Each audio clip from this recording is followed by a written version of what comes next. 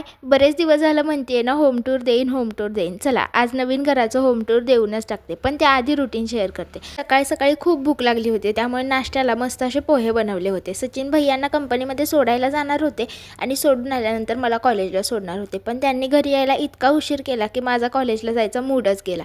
त्यानंतर काय मग मस्त ड्रेस चेंज केला आणि घरीच बसले. दिवसभर जास्त काही केलंच नाही, घरातलीच थोडीफार कामं आणि अभ्यास केला. चला आता होम टूर देते. हा मस्त असा सनसेट फ्लॅट असल्याने संध्याकाळी 4:30 नंतर इथे खूप सुंदर ऊन येतं आणि ते फील करायला आणि बघायला खरंच खूप छान वाटतं.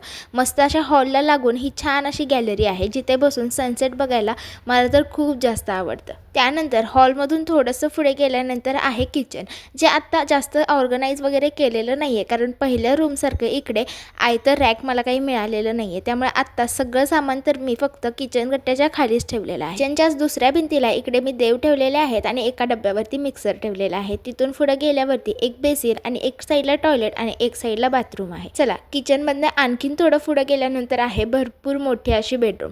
आता आमचं सामान थोडं आणि खोली भरपूर अशी मोठी वाटते. तुम्ही आधीचे माझे व्लॉग्स बघितले असतील, जिथे 2च खोल्या आणि सामान खूप जास्त झालं होतं. सो आता घर थोडं मोठं आहे म्हटल्यावरती इकडे सुद्धा आता भरपूर सामान वाढत जाईल. बघा संध्याकाळी 4:30 नंतर जेव्हा सनसेट होतो ना, इथे बसून मला सनसेट एन्जॉय करायला खूप जास्त आवडतो.